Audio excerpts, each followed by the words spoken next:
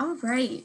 Hello, everyone, and welcome to our event, Perspectives on an Evolving Workplace. My name is Anna Valegia. I am the Director of Career Services for the NC State Alumni Association. On behalf of the Alumni Association, we want to say thank you to our sponsor, Credit Suisse, our members, and welcome everyone joining live or watching the recording. So today we'll hear from industry professionals to explore the short and long-term impacts of COVID-19 on the physical workplace. I just have a few quick housekeeping items before we get started. So everyone is on mute and your video functionality has been turned off. The session is currently being recorded and will be made available by email to all registrants. If you have questions, please submit them through the Q&A feature. We have prepared some questions ahead of time, but we will be more than happy to answer as many as possible. So without further ado, I would like to welcome our moderator, Aubrey Perkinson. So Aubrey received a bachelor's degree in business administration with an emphasis in finance from NC State, go Pack, in 2019, and currently serves as an analyst at Credit Suisse in the Chief Risk Officer Division in Raleigh. So welcome, Aubrey. Thank you so much for guiding the discussion today. Thank you, Anna, for the introduction. Thank you, panelists, for joining. I really look forward to this discussion. And also thank you for everyone in the audience for joining. I really look forward to leading a hopefully very exciting discussion today. I'm really excited to hear from each of the panelists on a topic that I think is on the forefront of many of our minds. It kind of runs almost every aspect of our life right now. And that is, what is the impact on the evolving workplace following COVID, which obviously it's been a year now, so it's very interesting topic. Despite everything going on, this is a topic we're still seeing in the news almost every day. So first, just to kind of quickly go over the logistics of the layout of the event. First, we're going to have each of our panelists introduce themselves. So they're going to tell us where they work, including their industry. They're going to tell us if they're working from home right now, and as well as were they able to work from home before? What kind of changes have they seen in their industries, in their companies, and in their specific roles? And so first, as I mentioned, we'll have the panelist introductions, and then we have about 4 preset questions. I'm basically going to be asking those directly to each of the panelists. However, as mentioned before to each of you, please feel free to jump in, make it conversational. We would absolutely love to hear from each of you, especially to get a cross-divisional perspective as we're all here for today.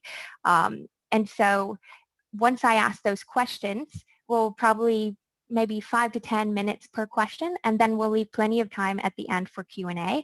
So please feel free to submit questions throughout. We'd love to not only answer the pre-submitted questions, but have a really interesting discussion based on questions that are on your mind. So without further ado, I'd love to have each of the panelists introduce themselves. And Josh, we can start with you. Sure. Thanks, Aubrey. And good to be with you all today. I'm Josh Thompson. I am head of HR services for the Americas with Novo Nordisk. So my team provides HR services to approximately 8,000 to 9,000 employees within North America and Latin America. Novo Nordisk is a pharmaceutical company. We serve patients primarily in the diabetes and obesity space. And we have 3 manufacturing sites here in North Carolina, 2 in Clayton, 1 in Durham. And then of course, sales, R&D, and other locations around the world. So at the beginning of the pandemic, and Aubrey, actually, let me just pause. Do you want me to go into some of that background, or allow us to make introductions first?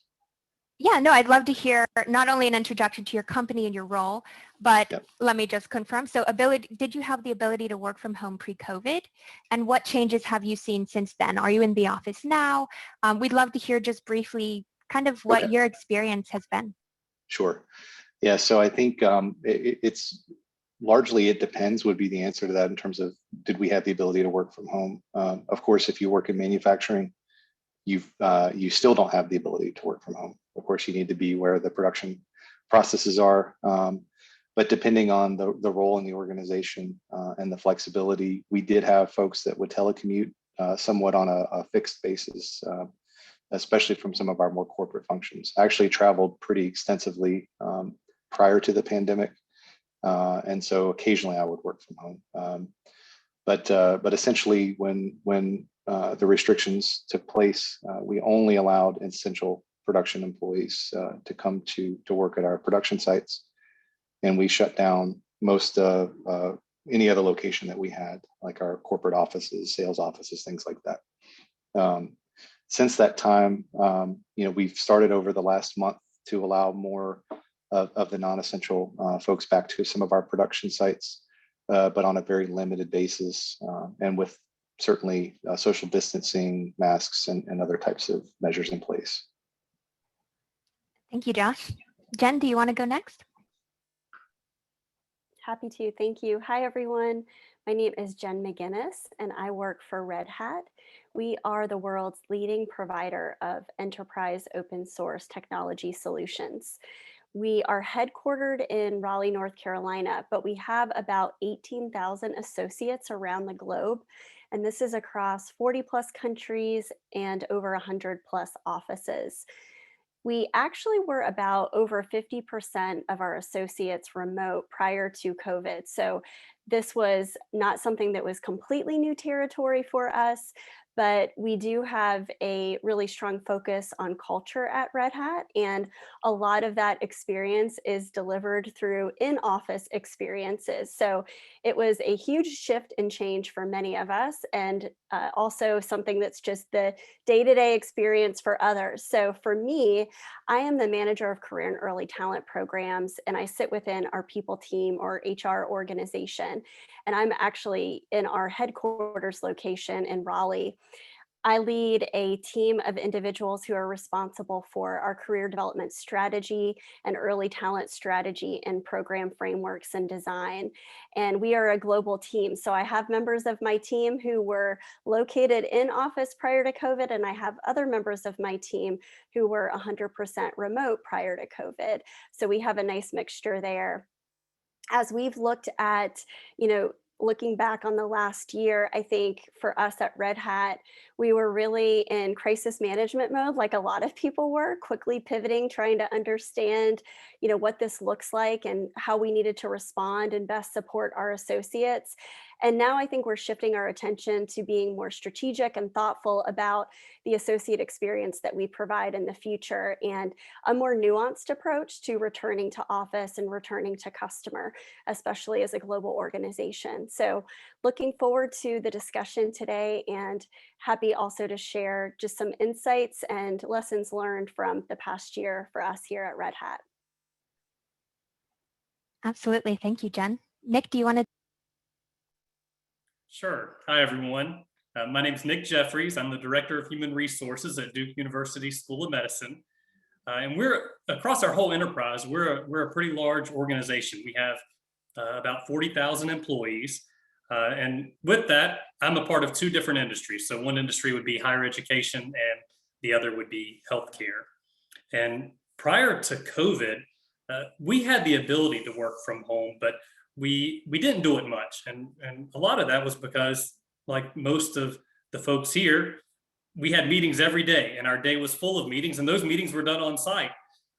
But since then, we have the same number of meetings, if not more, but they're all done via Zoom. So I am working from home now. I continue to work from home, and I expect to be working from home for a while into the future. And as a university, we've looked at different options for how we make working from home a more permanent strategy, and what are ways that we can effectively do that. And I love it. So I'm a big advocate for it. One, for organizational reasons, and two, for selfish reasons. I love being able to get up and work from my kitchen and hang out with family. So it's been really nice. Yeah, I totally share that sentiment with you. But it's very interesting, to kind of see how the sentiment varies across employees and different companies and industries. William, do you want to take it next?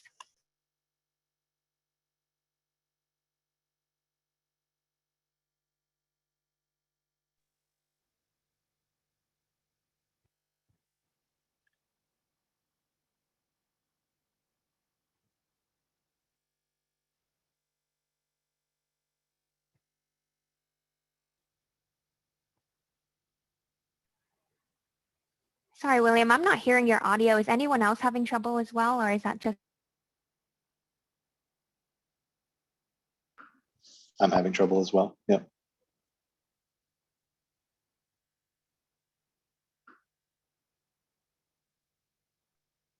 Maybe let's just give him one moment. Realities of Zoom and working from home in action. Some things are still challenges, right? And that's one of them. Absolutely. Absolutely.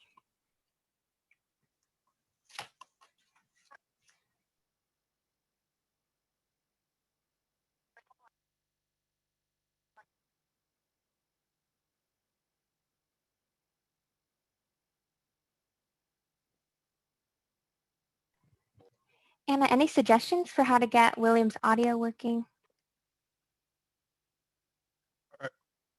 Oh, I hear you. Perfection. Thank you so much, William.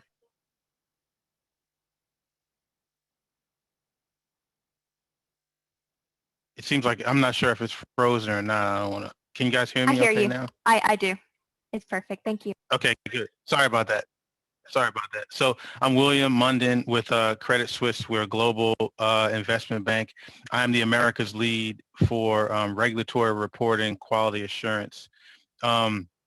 We had not, we do have a formal working from home arrangement we had before COVID, where I don't want to guess a percentage, but a small percentage of people had, you could take the option to work a day or two or some periodic schedule from home. I wouldn't say that in my function it was a regular occurrence. Since COVID, clearly we've all been home. I think there's a certain population of the firm that is back in the office, both in New York and in also some in Raleigh. Probably though critical functioning, there's still other functions that are home, and I have not heard any real conversation about a return to the office really anytime soon. And I don't imagine, I'm just guessing here, I'm not speaking formally on behalf of the firm, but I'm guessing that it'll be a while before there's any permanent or mandatory return physically to the office, because we've all kind of adapted to, this virtual environment. Excellent. Thank you, William. So with that, No thank you all for the introductions. I really look forward to having you all answer these questions. So as I mentioned before, I'm just going to go ahead and direct a question. However, please feel free to jump in as well to add to the conversation. So Nick, this first question is for you. What changes do you expect to reverse following the pandemic? What do you expect to remain? And what additional changes do you foresee in the near term? And that's obviously, it's structured as one question. It's a little more like three, so let me know if you want me to ask them separately. Yeah, thank you. And I've thought about this a little bit, and I've had a chance to break it into the three different categories. So Excellent. I think that's framed really well. And a lot of what we're doing here is projecting. I think it's going to be hard to know where we'll be in a year or two, but I think we can look at where we've come and get an idea of what the future may look like. With the first point of what will return, I think it's really going to vary by industry. But the first thing to consider is jobs with the highest physical proximity are going to be jobs that have been most disrupted and will probably return to some normalcy. And so, speaking from the healthcare sector, we're going to have patients who are coming into the hospital. We're going to have physicians that are going to need to see patients. We're going to have surgeons. And so there's going to be a return to normalcy in some ways with that group. If you think about the restaurant industry, I think there will be some return to normalcy. But I think this world is going to look very different. I don't think there's going to be much of a return to normalcy if we look at it in that sense. Some of the things that I think will keep going, other than just Zoom meetings and more folks working from home, I think it's going to be really interesting how we recruit. At Duke, we've started to look at, do we recruit more nationally? Do we change how we do our recruiting?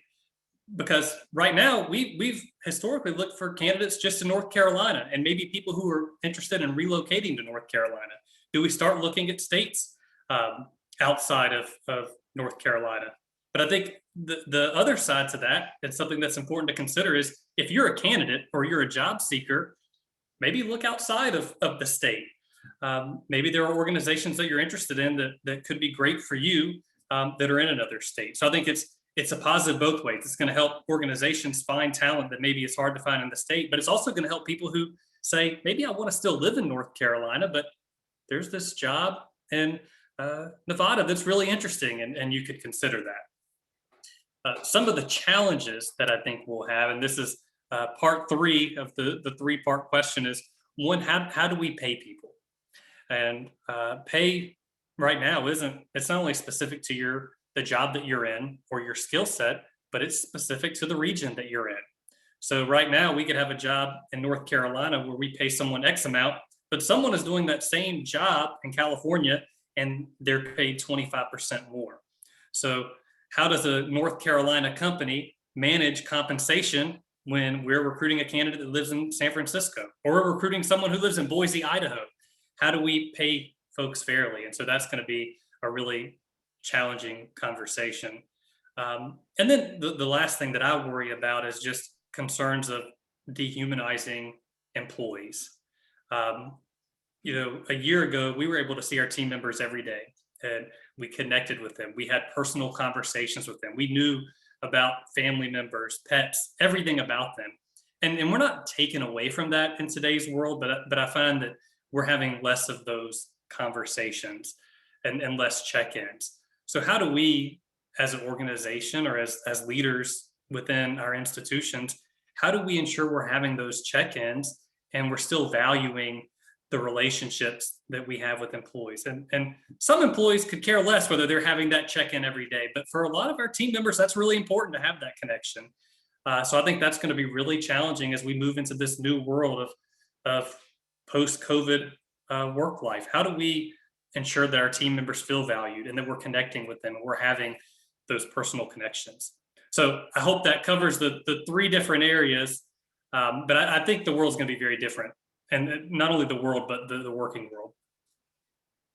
Absolutely. Yeah, it's almost like these days we have to be a little wary even saying post-COVID, right? Because it's almost like it's the new normal. It's not return to normalcy. It's kind of returning to some semblance of normal. That's entirely different from what we saw in 2019. So very interesting. Thank you. Is there anyone else who wanted to maybe touch on the question? Just to recap, it's about what changes we expect to reverse, remain, and additional changes we foresee. Does anyone want to touch on that from their industry or company perspective?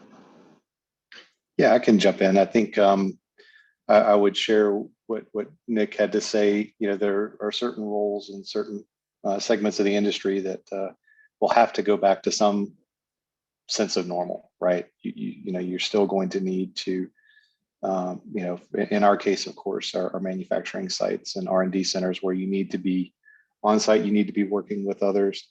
But I do envision that it will look different even once we have this behind us, where some of the social distancing measures we've put in place, some of the additional steps that we're taking with regard to segregating certain groups and that kind of thing, I think will remain in place for some time to come. For us also, of course, no one has really,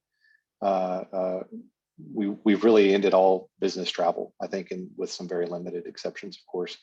And even after the when we come out on the other end of this, it's going to be a lot less than it was before. I think for 2 reasons. One is, of course, we've learned how to collaborate with each other, even across time zones and countries, much better than we used to.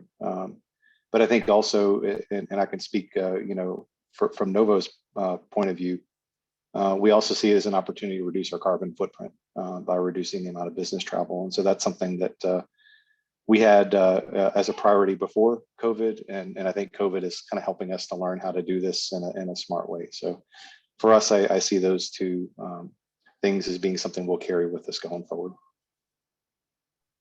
Absolutely. Yeah, I think it's easy for a lot of us to kind of focus maybe a little bit more on the negatives. But honestly, I mean, really great things have come from this, being able to understand that we can do more with less, that we can, with doing less, have a positive impact on the environment. So with that, just curious, does anyone want to add anything before I move on to the next question, or are we good to go?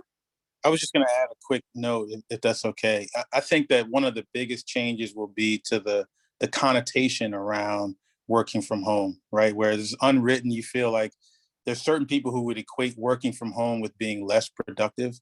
And I don't think that connotation remains any longer for most people, right? Because we've all been, most of us have been pushed into this working from home environment and have had no choice but to be productive. So I don't think people will in the future, regardless of industry, even begin to equate, working from home with, sitting on your couch and taking naps or something like that. Exactly. I think before this, people would say, I'm taking a day to work from home, and people would say, oh, you're playing hooky for a day, right? And these days, I mean, we understand we've all had to do it. We've all had to adapt to it. I think that's another really positive change, because with how political the office can be, especially, like it used to be, oh, she's working from home, no one knows what she's doing. It's actually pretty positive now that I definitely think that's going to be a positive change that comes from this. So moving on to the next question, Josh, this one is for you. So for those who are going to maintain a heavily remote working environment, will employees be required to live in certain locations, or is there discussion of allowing them to work from anywhere, which is interesting because I know we did touch on this a little bit earlier. Yeah, it's an interesting one for us, and maybe just a little bit of background before I answer, because as I mentioned, I'm responsible for an HR shared service center, and we started building this team up in 2019, almost 2 years ago. And the team that I have in place, I have some sitting in Canada, some in New Jersey, and some here in North Carolina. And when we originally set the service center up, our long-term plan was to eventually have the team nearly fully co-located here in North Carolina out of our Clayton site. And two main reasons for that, of course, one being it's more cost competitive to employ someone in North Carolina than it is in New Jersey, but also because we saw the benefits of co-locating the team. Since this time, and of course, since we've all primarily been working virtually for the last year, it's given us reason to rethink that. Yes, certainly we will try to find opportunities to reduce our cost base where it makes sense, but we've seen how effective it is to work virtually and the collaboration that we have in place, and we have strong talent in all three of these locations. So this new way of working has kind of opened our eyes to rethinking that. And we're not pushing for this one hub mindset anymore. And I will say too, and my role expanded to now include also supporting Latin America, as I mentioned.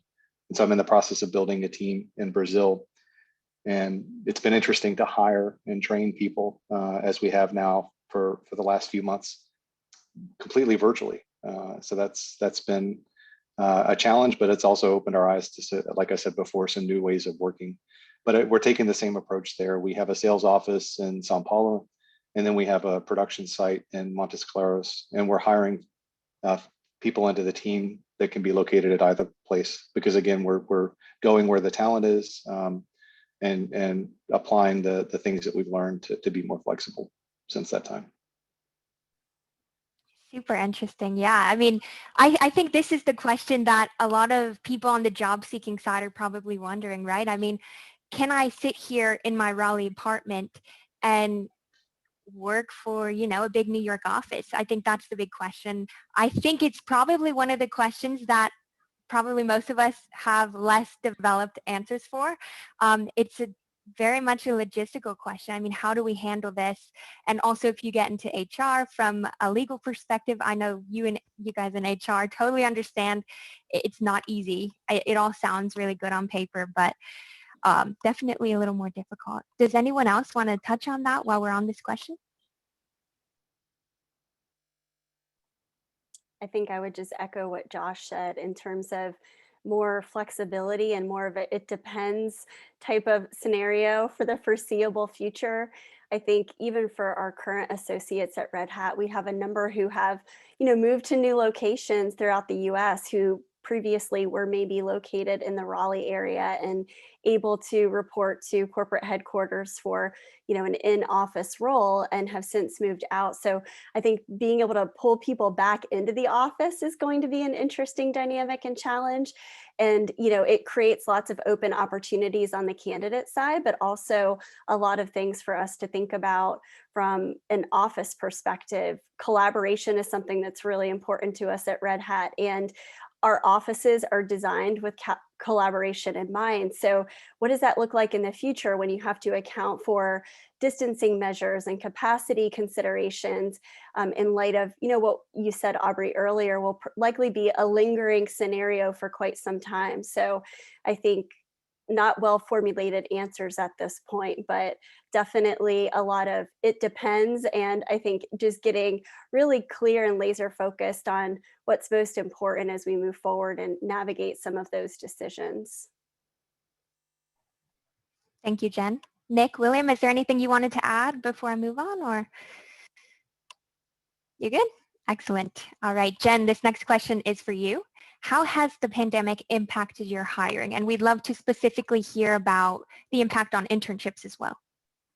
Absolutely. So we are definitely a high growth organization at Red Hat, and we had plans in 2020 to do a lot of hiring, just as we have year over year. And we still did do a lot of hiring in 2020, maybe not at the same rate of growth that we were anticipating. And I think there was definitely initially more of a pause and a desire to be more conservative in how we approach that. But we continued to grow our associate population in 2020.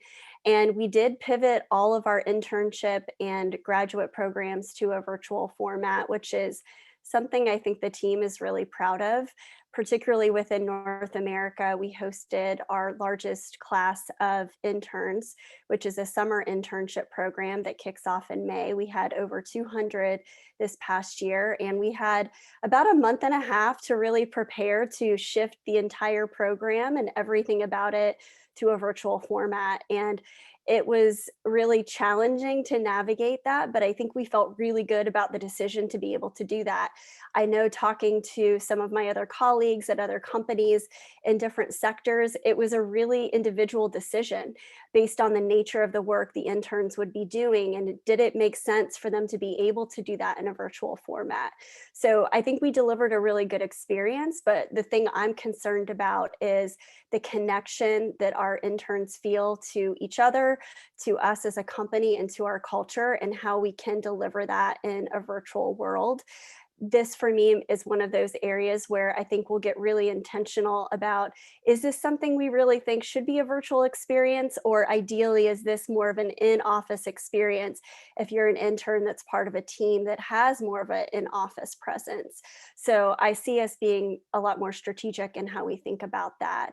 But very proud to be able to do that and deliver that experience again coming up this year. We anticipate working from home through at least the end of September is the default for the most of us at Red Hat. And so we'll continue to deliver our internship programs virtually this upcoming summer as well.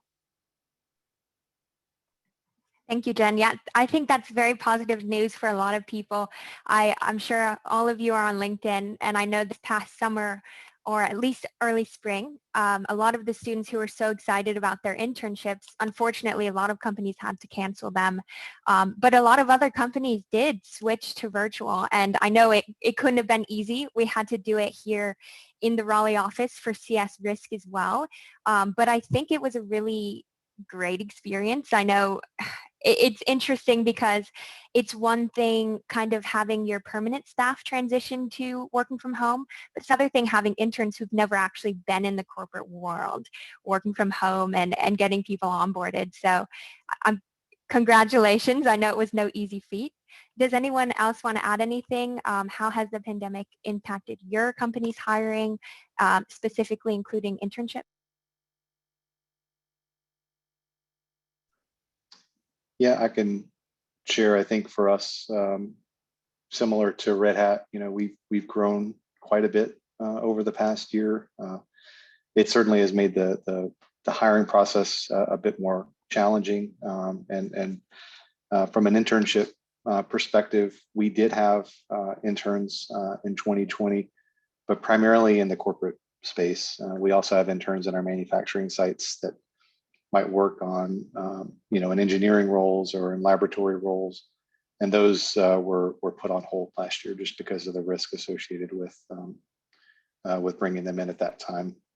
But I think, we're trying to get more creative. I would say the other challenge that we've run into, and maybe similar to our discussion before about being more open about hiring people and having them work from locations outside of where the office might be, is that we've also had scenarios where we've been moving people on assignment from one country to another. And when the borders closed between many of the countries around the world, that got very difficult. And then we started to run into this scenario of, can the person work virtually from one country supporting another? And you start to get into all kinds of interesting tax and employment implications associated with that. So the number of different challenges that have come up as a result of this, of course, is interesting, but we're being as flexible as we can through this process. Absolutely. Thank you, Josh. Yeah, I will say hiring is one of those things you can't just, have a meeting and everyone comes up with a great idea and you all agree and you move forward. There are lots of laws and regulations that kind of limit all of us from moving forward. So definitely an interesting space. Absolutely. And the same with the international thing. We had a similar case. I know sometimes at CS we do brief international transfers. And with the pandemic, it definitely impacted that. So yeah, very interesting times. Did anybody else, Nick, William, did you want to add anything on that question before I move on to the next one? Cool. All right. William, of course, this next question is for you. So what tools and techniques have you used to maintain a sense of community and collaboration despite not working in the same physical location as your fellow employees? Sure. So one of the things that we started out doing for sure, and then we've continued pretty consistently, is really just meeting more frequently, right? And having more informal engagement amongst our teams. Because like when I pulsed in with people early on in the pandemic, one of the biggest complaints that they had were that they just really felt disconnected, right? Especially when we hire or onboard new people, they're not familiar with everyone. They don't necessarily feel comfortable about reaching out to people for work, even though they're working from home. It just still feels like you're reaching out to somebody at home, right? So we built in a structure to really meet more frequently. During meetings, I'm purposeful about taking more time to just talk about people's daily lives, even if we spend 15, 20 minutes of the meeting about your kids, about your plans for the weekend, about your family, your dog, whatever the case may be, so that you really get a sense of, how that person's doing, and try and, use that to substitute for the normal, quote unquote, water cooler type of banter that people would have in the office. The last thing I did, and I'm not sure everyone loves this idea, but I really encourage the use of video as much as we can, right? Now, I'm sensitive about that because even though they're working from home, you're still kind of in a person's house, even if it's in their workspace when you're using video, which for some people is fine, which for some people, it's not. But at least we get to see the nonverbal cues and everything else, and you can see people smiling, and it just makes you feel really a part of the overall team, which is what we're trying to supplement by being virtual. We celebrate, we had like 4th of July virtually. We've had virtual happy hours. A few weeks ago, we had a virtual Chinese New Year celebration. Any excuse we can have to really be informal and engaged, we try and take advantage of it. Those are really the few things that I've kind of used over the past year to keep people engaged and feeling a part of the network. Excellent. Thank you, William. And I think that's you have something to add?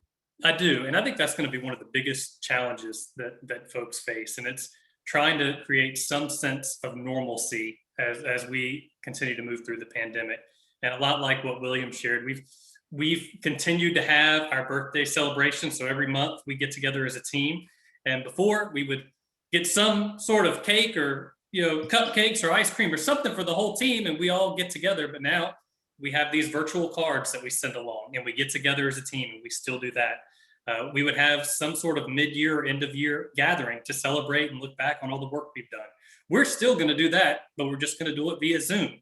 And if there are so many neat resources now that are team building opportunities. So you can bring in, whether it's a trainer or some sort of specialty chef, some sort of, person who knows how to make a cocktail, something that you could get together as a team and do that creates some normalcy, that you're still getting together as a group, you're still seeing each other, and you're seeing each other in a fun way. Because when you're in the office, you would see each other in a fun way. You'd catch up, you'd hear about other things. But now in the COVID world, we're not seeing each other in that fun way as much as you get together for a meeting and you're having the meeting. And so I think making sure you step outside of that to a reasonable degree, and you're still having those fun conversations is really important. It sounds like William and his team do that, which is really neat. Absolutely. Even Yeah, had I think Zumba. it's super important. Zumba. Zoom Zumba. We had Zoom Excellent. Zumba. I like it. Zoom Zumba. That's very catchy. No, I think that's hugely important. A lot of us don't really think about how important that culture aspect is until it's kind of taken away. Even just kind of hearing people chatting in the office, learning from that, I definitely missed that. And so it's been important for me to have a great manager who has been willing to kind of keep informal conversations going. I check in on my coworkers and just have conversations over Skype as if I would anyway. And William, I know you're at CS2, and so I'm sure you're grateful for the recent addition of Zoom, so we can actually start seeing people's faces. Super When nice. it's working, so mine froze, I had to go to my phone, but when it's working. Exactly. When there are no technical difficulties. So Sure. every now and then. Did anyone else want to add anything? Josh, Jen? Yeah, I just wanted to say, I think I've mentioned it a couple times already today, but culture is something that is so important to us at Red Hat. And I think that's still a huge question mark for us, just in terms of how we can help associates feel connected to our culture in the future and what those experiences look like. We have a week every October called We Are Red Hat Week, which is a week-long celebration of our brand and our people and our culture. And we've generally always had aspects of that have been in office and some that have been virtual, since we do have a large remote associate population. But of course, this year, everything was virtual, and we have some really creative, passionate people at Red Hat. So what they put together for this experience was amazing. We did things like, a global open mic talent show, and we did have a sort of celebrity chef do a cooking demonstration as another type of culture activity. So really great experiences, but I think some of us feel like there's really no replacement for what it's like to experience some of that in a face-to-face format. So when we think about that associate experience and those moments that really matter, how can we deliver that in a future world where, we have to be mindful of some of these additional constraints and considerations? So I'll be really curious to see what that looks like for us, but I know that's something that's top of mind for a lot of us who are responsible for helping to deliver that associate experience. And Josh, did you want to add anything? No, I think I appreciate hearing the other perspectives. We've taken some similar approaches to what they've shared as well. Excellent, thank you. So with that, almost perfect. We have 20 minutes for Q&A. I see some questions in here, so I'll start out with the first one. All right, so this is actually very interesting, kind of just a follow-up on the question we just had. So we have experienced a decrease in engagement since having to go remote. How have you worked to keep the same interactions and inclusion initiatives to keep staff engaged?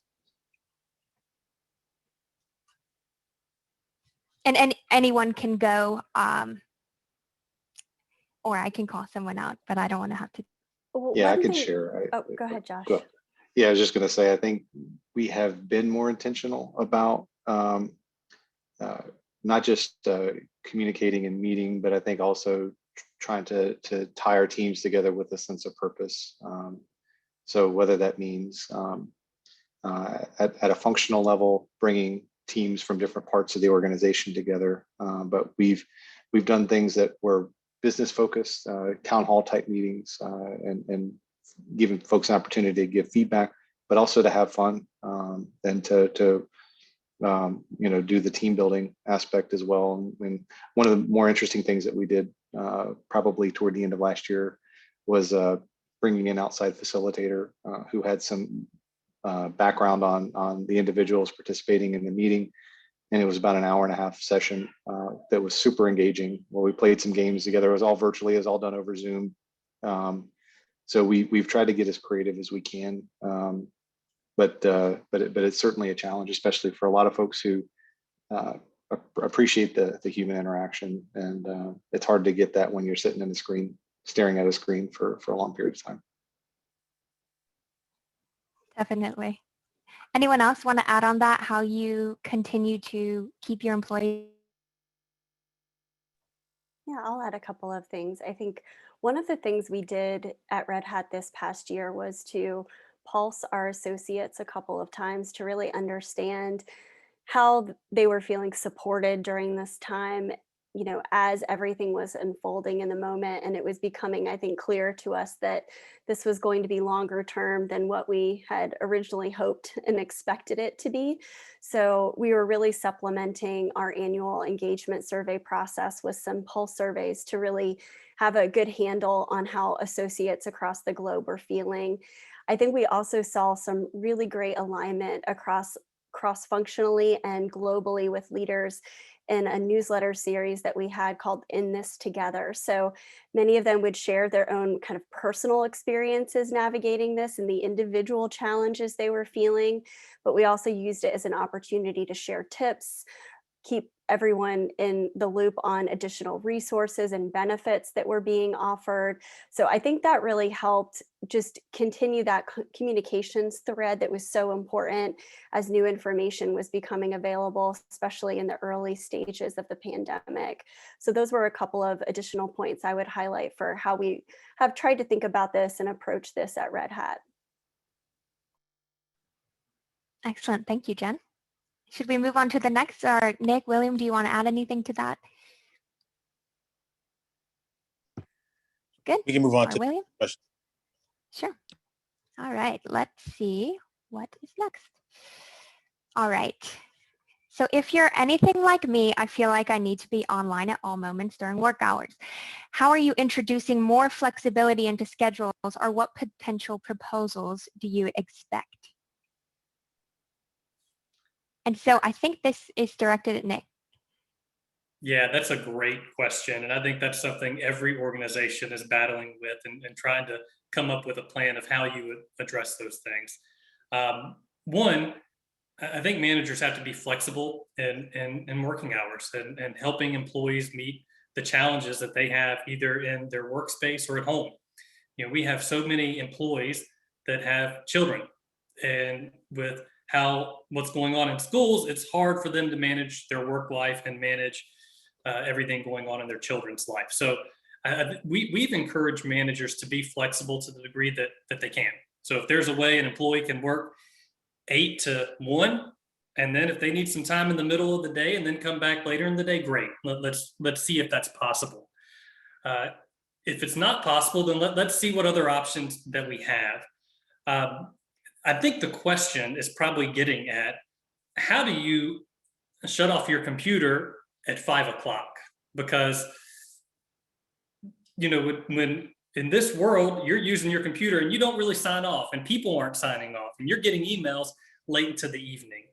And some of that just is going to have to go into leadership and setting expectations around, hey, if, not everyone's going to answer emails after 5 or 6. If you want to send them, great. Because if we're going to say, hey, we need a flexible work schedule and we're going to allow for that, people may have emails later in the day. But I think having some sort of expectation and at the cultural level, making it where it's acceptable for people to shut down at 6, and you do that, and then you address it first thing in the morning. One thing that we have really promoted at Duke is the use of Jabber. And I don't know if anyone uses that at your organizations, but when we first went out in the pandemic, a lot of our employees were using their personal cell phone to take calls, to address everything that may come up. The phone did not stop ringing. Well, with Jabber, you can actually tie your organizational, your Duke number or your work number to Jabber. And so when your day comes to an end at 5:30 and you shut your computer down, well, Jabber and your work phone goes with that. And I think it's allowed employees to separate a little bit of what they're doing between their work and personal life. Now, some employees have a work phone and a personal phone, and they're able to separate it that way. But for employees that don't, we've really utilized Jabber to help with that. So I don't know if others have a similar structure in their organizations. Yeah, that's really a great idea. I know for a lot of us that is the struggle. I feel like I am very lucky, and it's based on your managers. But first, of course, it's setting personal boundaries, as you said, but also you can't really just do that if you don't have managers who are going to respect them and clearly do respect them. Don't just say they do, but obviously do. So I think it's probably a mix between, just clarifying your boundaries with your manager and setting them yourself. Did anybody else want to touch on that before we move on? Okay, perfect. So the next question is this finally the end of the open workspace, close together with no barriers? I've never seen a place where it actually works. Everyone has headphones on because it's impossible to focus. And Josh, you would like to answer this question? Yeah, this is one that sort of hits close to home for me, because when I joined Novo 5 years ago, it was my first experience in an open work environment, and it was a pretty big adjustment for me. I think it's hard to predict. I would just say, I think the perspective on the degree to which it works is probably varies person to person and organization to organization. I think for us in Novo, at least one thing that I've appreciated about it was some of the informal interactions that where you can have quick touch points with folks on your team or colleagues. And since we've moved away from that and now are working virtually, a lot of those things turn into 30-minute meetings instead of a quick 2-minute discussion at someone's desk. And so to me, I miss that, to be honest. But I also think we have to recognize that having folks working in close quarters, like you do in an open work environment, might not make sense after we get past all of this. So I know that that our company, we're looking into that and also probably changing some of our standards around office density and that kind of thing. I don't think we've come up with all the answers yet. I would also say I think there are a lot of companies that are questioning whether to even maintain offices or not. It's going to actually, to me, it's going to be interesting to see what happens to the commercial real estate market in the next couple of years, because I think a number of big tech companies have already said they're not going back to the office.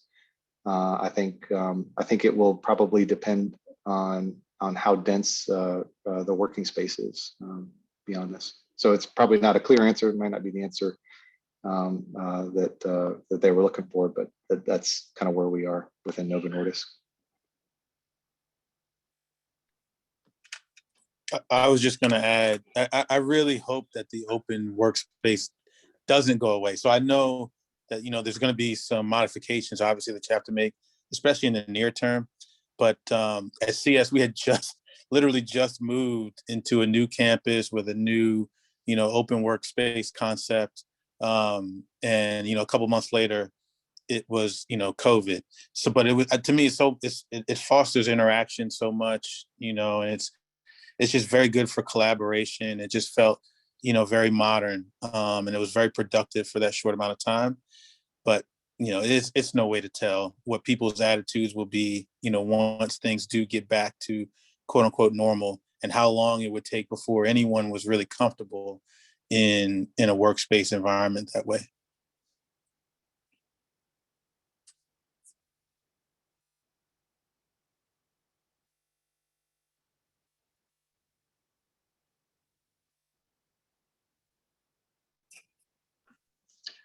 I think we may have lost Aubrey. It looks that way. No. Should we take another question while we hopefully get Aubrey reconnected here? Yeah, we should, I think.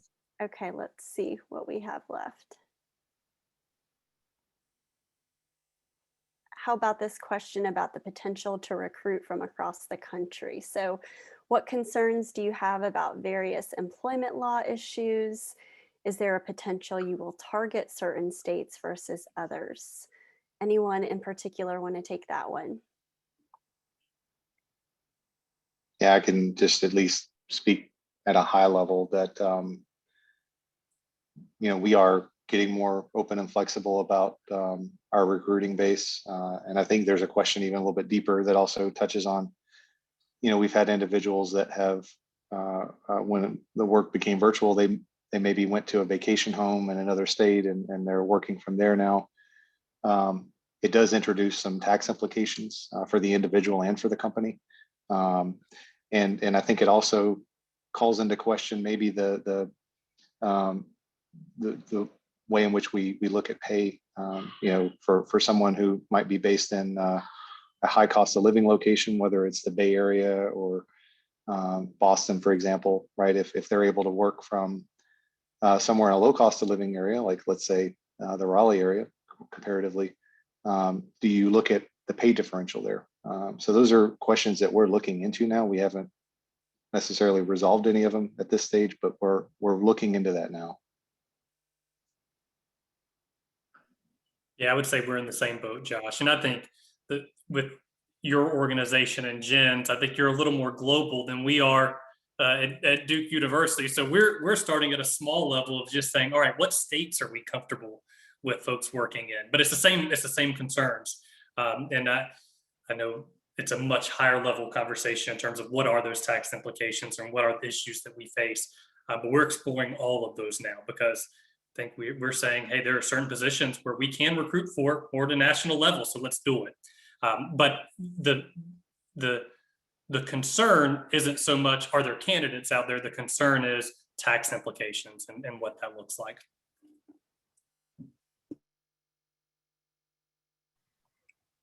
Thanks. Guys, I just wanted to apologize. My VM, my virtual machine, completely messed up. Another reality of technological difficulties, but thank you all for understanding. No worries at all. Is there a final question, Aubrey, you wanted us to take?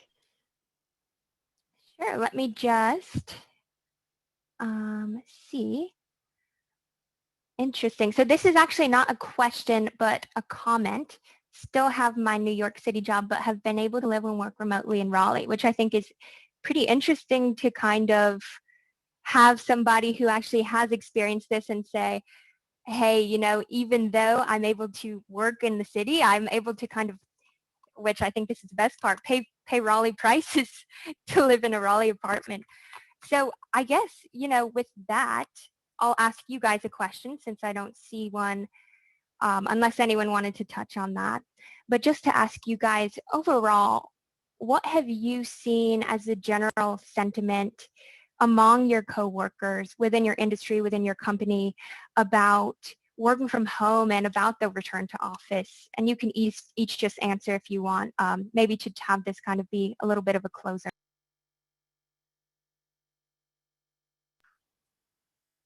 Sure. Go ahead, Josh. I think the attitude, generally speaking, across our organization has become much more open-minded toward this type of thing. I think certain pockets of the organization had been at least had been open to it before, and certainly for some of the more corporate administrative type functions. But even I would say the more conservative parts of our company, like manufacturing and quality, I think where it makes sense and where that opportunity arises, then I think we've gotten much more open to it. Our attitude towards the return to office, I think, varies depending on the type of work it is. As I mentioned before, we've already started bringing some folks back to the office that had been working virtually for a while for our manufacturing sites, and that's good because that's where you get the benefit of the production support and the collaboration. But we're still debating when it would make sense for some of our corporate office locations, because absent of a strong business need to do it, if things are working well, then we're happy to continue as we are until we think it's the right decision to make from a safety point of view. And I'll echo what Josh said, and I think William hit on it earlier too. There's a whole different perspective of what working from home means. And I think there was if we would have asked this 2 years ago, I think there would have been this misnomer of what it meant for someone to work at home. And I'll say from an organizational standpoint, we've done surveys and we have some data that shows us this. There was less excitement about it at the beginning. And as we've gotten a year into this, the vast majority of our employees support it and want to go in this direction. And for our HR team, if I ever had to tell our team we were going back into the office, that is going to be a long, unhappy meeting. So I think people have gotten used to working from home and they're enjoying it. And I'm one of those folks, so I'd be just as unhappy as everyone else. But there's certainly a time where we can have a blended model where we go in for certain events, certain meetings, but we still have that avenue to work from home. But the challenge is going to be, what does that space look like? Are you paying for that space? How open is that space? Does it make sense from a cost perspective to have something that you occasionally use? So I think those are conversations we're having now. But that attitude of working from home has really shifted in our organization. Thank you, Nick. And I'm sorry it messed up again. So I know Josh, Nick, we've heard from you both. Jen, have you gone? William, have you gone? I'm happy to go quickly. I know we're right at time.